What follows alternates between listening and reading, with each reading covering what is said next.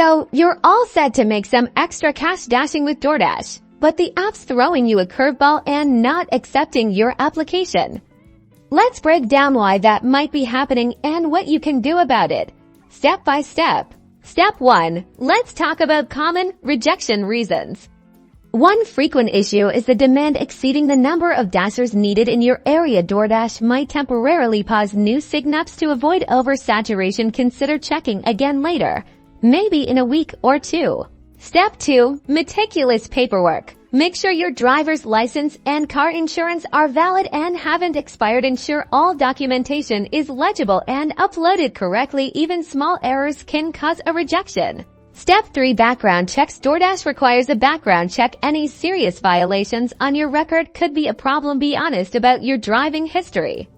Attempting to hide something will almost certainly lead to rejection.